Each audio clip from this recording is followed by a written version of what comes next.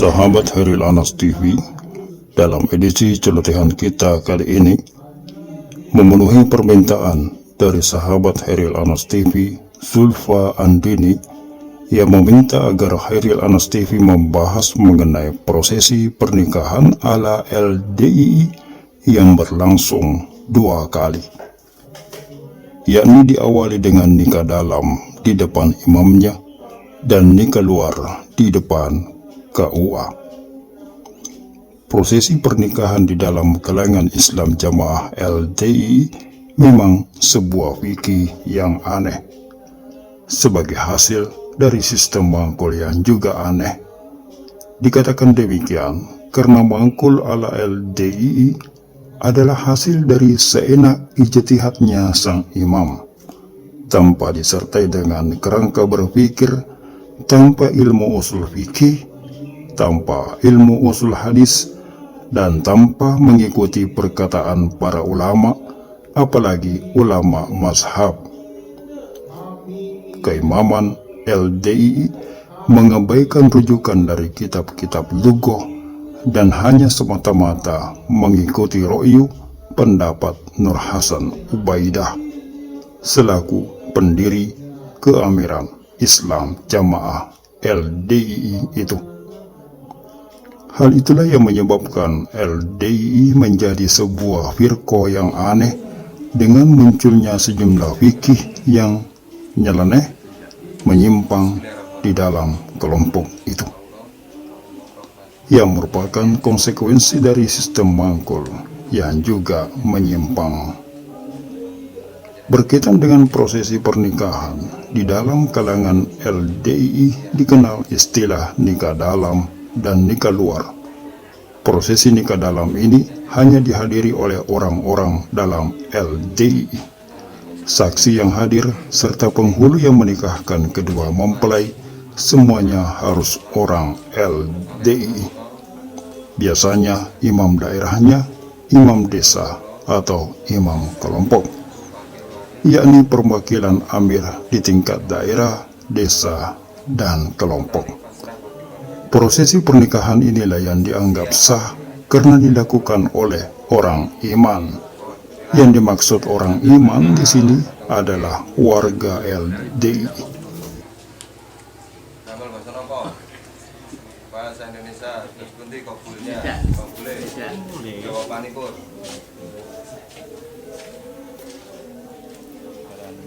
Adapun nikah luar, yakni pernikahan yang dilakukan di hadapan pegawai kantor urusan agama KUA, itu dianggap tidak sah karena dilakukan oleh orang kafir. Kalangan Islam Jamaah LDII ini merupakan firqah sempalan yang berakidah takfiri. Mereka menganggap kafir semua orang-orang yang tidak berbaiat kepada imamnya. Pernikahan yang dilakukan di hadapan pegawai KUA itu dianggap hanya sekedar formalitas untuk mendapatkan kartu nikah. Karena diselenggarakan oleh orang yang tidak beriman, maka pernikahan warga LDII ini harus didahului dengan nikah dalam. Dalam prosesi pernikahan dalam ini terdapat sebuah rangkaian yang aneh bernuansa penipuan. Tatkala wali nikah si mempelai wanita ternyata orang luar atau bukan warga LDII, maka si wali tidak boleh menikahkan anak perempuannya. Maka untuk mengantisipasi hal itu, keimaman telah menyiapkan belangko surat penyerahan wali dalam bentuk surat yang bertuliskan huruf Arab gundul atau pegon. Namun sesungguhnya bahasa yang digunakan adalah bahasa Indonesia. Karena tulisannya menggunakan huruf pegon, maka sang wali tidak mengetahui isi dari surat itu. Terkadang pengurus LDII yang tergabung dalam tim pernikahan menyebutkan bahwa surat itu adalah lampiran yang harus disertakan ke dalam berkas dokumen surat menyurat dari kantor urusan agama. Sang wali pun menandatangani surat itu, yang dengan demikian tanpa dia sadari telah menyerahkan perwaliannya kepada pengurus LDII yang dia tidak kenal dan tanpa alasan yang jelas. Biasanya yang menerima penyerahan wali adalah imam daerah, imam desa, atau imam kelompok.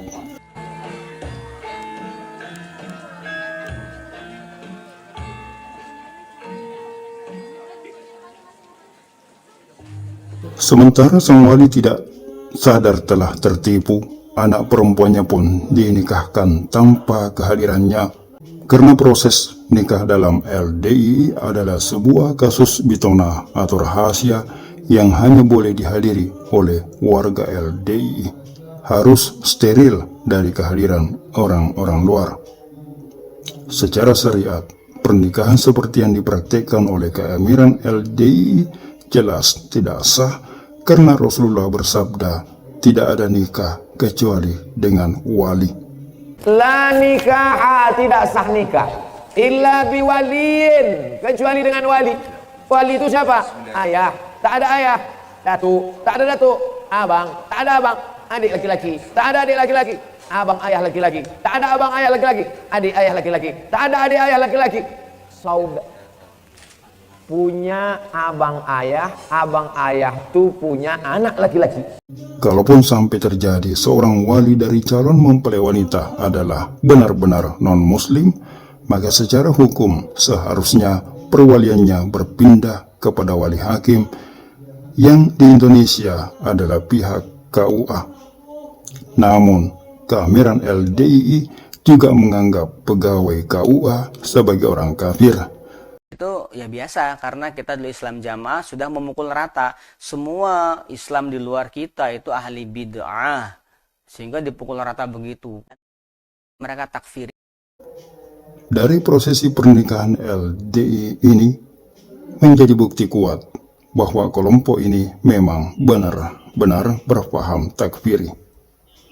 Nikah luar yang selanjutnya dilakukan setelah nikah dalam hanyalah untuk mengelabui masyarakat, sekedar untuk mendapatkan penilaian bahwa LDII sejalan dengan aturan pemerintah. Dalam sebuah praktek amalan ini saja, kelompok LDII telah mengelabui banyak orang, mengelabui wali dari si mempelai wanita, mengelabui pihak pemerintah dan KUA, dan mengelabui masyarakat. Ini juga sekaligus menunjukkan kejahilan dari sang imam serta seluruh pembesar LDII yang tidak memahami fikih Islam. Sementara mereka mengklaim diri sebagai kelompok yang paling murni, paling benar, paling mangkul, musnad mutazil, entah mangkul dari mana aturan syariat seperti itu.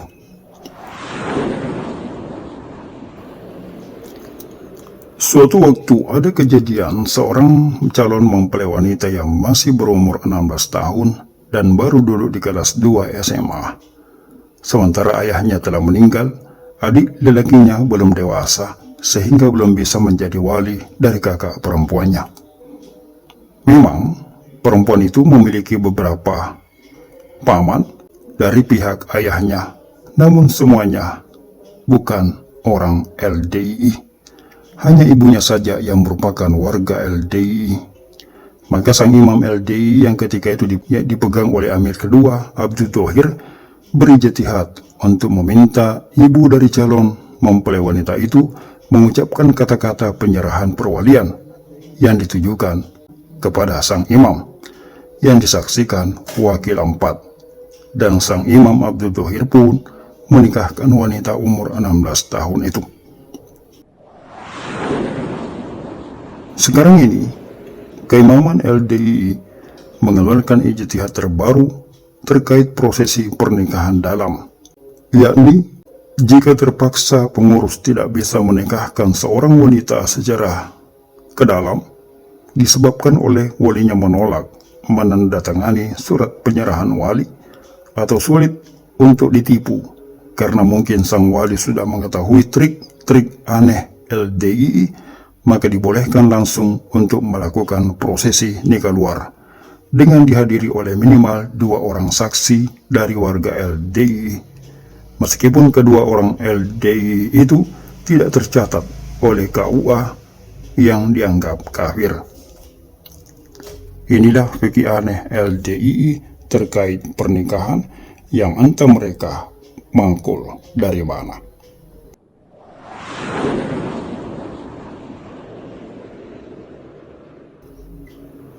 Semoga kita terhindar dari kelompok yang berfikih aneh dan menyimpang dari syariat. Dan semoga Allah memberi taufik kepada mereka serta kepada kita semua. Dan mudah-mudahan celotehan ini memenuhi permintaan sahabat Heril Anas TV, baik yang bertanya maupun sahabat Heril Anas TV secara keseluruhan. Sekian celotehan. Jazakumullahu khairan.